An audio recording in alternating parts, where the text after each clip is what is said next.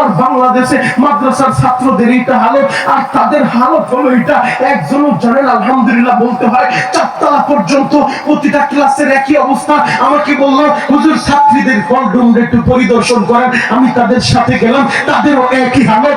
তখন আমার দিলের ভিতরে একটা ব্যথা জাগলো, মুসলমানের হালত যদি এটা হয়, পরবর্তী প্রজন্ম তো অন্ধকার। আমি প্রিন্সিপাল সাহেবকে বললাম, এখানে কি বাচ্চাদের নামাজের ব্যবস্থা নাই? বলে হুজুর এক সময় ছিল, এখন আর নাই। আমি বললাম আপনাদের কাছে আমি অনুরোধ করব, আপনারা নামাজটা বাধ্যতামূলক করেন, কারণ 400 ছাত্র ছাত্রী আপনার এই প্রতিষ্ঠানে আবাসিক থাকে, এদের মা বাবারা আপনাদের কাছে সন্তানগুলো তুলে দিয়েছে, এটা আপনাদের কাছে আমানত। এই বাচ্চাগুলোকে দিন শিখান, ইসলাম শিখান, কোরআন শিখান, এদের দিলের ভিতরে পরকালের ভয় ঢুকায় দেন।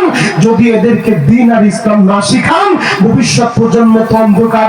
আপনার অন্তকালের পরে, আপনারা মারা যাওয়ার পরে আপনাদের থেকে এরা শ্মশানে নেবে পড়ানোর জন্য নাকি গোরস্থানে নেবে দাফন করানোর জন্য, সেটাই তারা বুঝবে না। কথা বলেন ঠিক কিনা?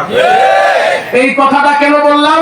এই কথাটা বলার উদ্দেশ্য হলো, আজকে আমরা লক্ষ্য করতে পারতেছি আমার এই সোনার বাংলাদেশের ভিতরে শিক্ষা প্রতিষ্ঠানের হালতটা হলো, আপনারা দেখেছেন সোশ্যাল মিডিয়ায় ভাইরাল হয়ে গিয়েছে সম্মানিত শিক্ষক মহোদয়, যে শিক্ষকদের স্থান অনেক উপরে, যে শিক্ষকদেরকে আমরা দেখি ব্যাংক কিভাবে লাফানো হয়, ব্যাংকের প্র্যাকটিস শেখানো হয়, হাঁসের প্যাক প্যাকানি ডাক শেখানো হয়, তিরিং তিরিং সাইকেল চালায় এই ডাক শেখানো হয়, ফেরিওয়ালায় যায় রে এই ডাক শেখানো হয়। অনুরোধ করবো আমার দেশের শিক্ষামন্ত্রীর কাছে, এই প্যাক প্যাকানি আর তিরিং তিরিং আওয়াজ শেখানোর জন্য আমাদের কলিজার টুকরা সোনামণিদেরকে আমরা বিদ্যালয়ে পাঠাই না। আমাদের কলিজার টুকরা সোনামণিদেরকে আপনারা বিদ্যালয়ের ভিতরে অন্তত একটা ক্লাস রাখেন, ধর্মীয় ক্লাস, কোরআনের তালিম দেন, ইসলামের তালিম দেন, হাদিসের তালিম দেন, এদেরকে দিন শিখান, এদেরকে ইসলাম শিখান।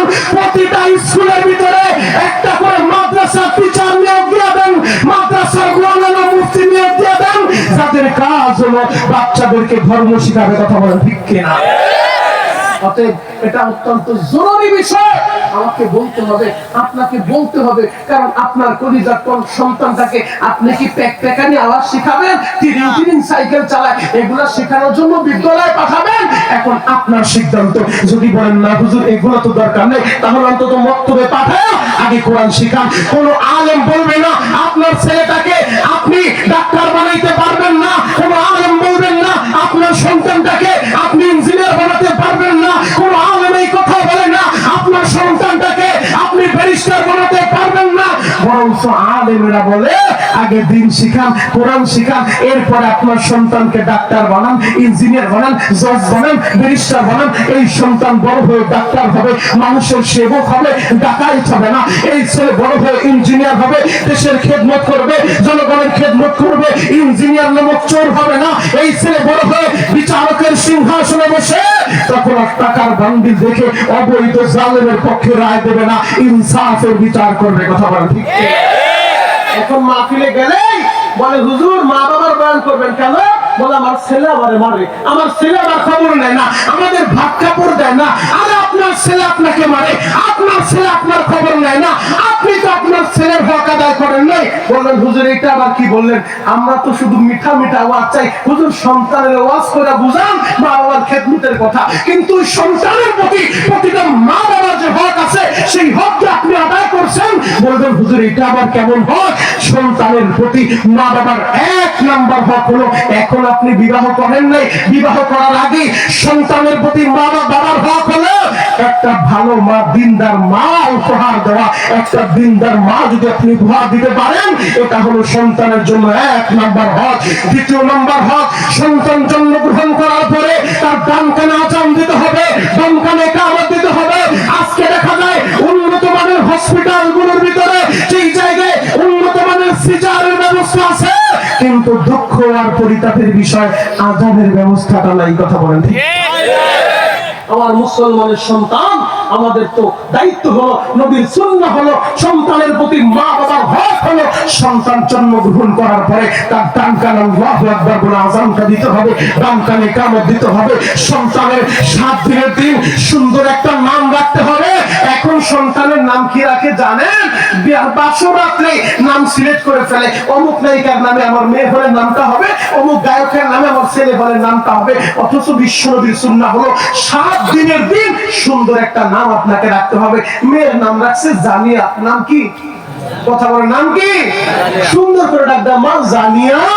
অথচ জানিয়া মানে হচ্ছে জিনাকারিনী।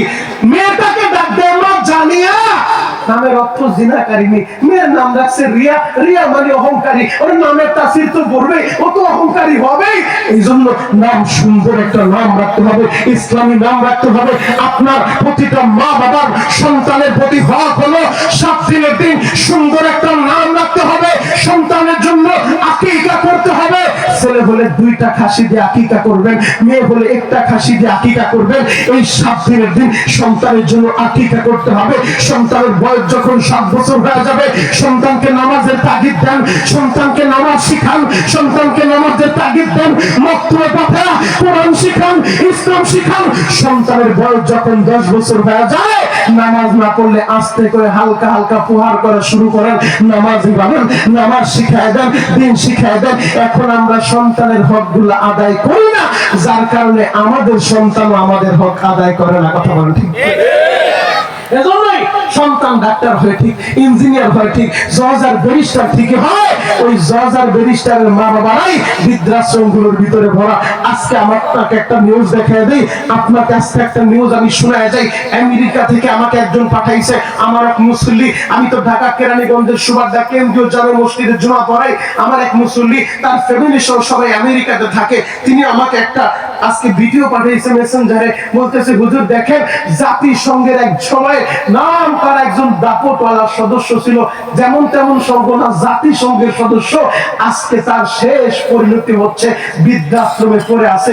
তার পাশে তার সন্তানগুলা নাই, তার পাশে তার ছেলেটা নাই, তার পাশে তার মেয়েটা নাই। তার মানে দ্বীনের অভাবের কারণে, ইসলাম শিক্ষার অভাবের কারণে যদি সন্তানকে দ্বীন শিখানো যেত, এই সন্তান বৃদ্ধা অবস্থায় মা বাবাকে বৃদ্ধাশ্রমে ফেলে রাখতো না, বরং ওই বৃদ্ধ মা বাবার খেদমত করা, অসুস্থ মা বাবার খেদমত করা, নিজের মায়ের প্রস্রাব পায়খানা পরিষ্কার করা সন্তান সৌভাগ্যের আলামত মনে করতে। কথা বলেন ঠিক?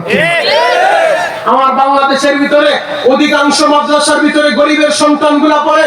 আপনি খবর নিয়ে দেখেন, আপনার মসজিদের ইমামের বেতন আপনি দেন 8,000 10,000 টাকা। এই স্মার্ট যুগে আইসা, ডিজিটাল যুগে আইসা 8,000 10,000 টাকা বেতনে পানিটাও গরম হয় না। এরপরও 10,000 টাকা একজন ইমাম ইমামতি করে, মাদ্রাসার শিক্ষক শিক্ষকতা করার পরে ওই 10,000 টাকা বেতন পাওয়ার পরে ওই আলেম, ওই শিক্ষক, ওই ইমাম, ওই মুয়াজ্জিন, ওই মক্তবের কারি সাহেব, ওই মাওলানা সাহেব, ওই মুহাদ্দিস সাহেব, ওই শাইখুল হাদিস সাহেব তার মা বাবাকে বৃদ্ধাশ্রমে রেখে আসে না, বরং নিজের মা বাবাকে নিয়ে একসাথেই বসবাস করে। কথা বলেন ঠিক কিনা? আর লক্ষ লক্ষ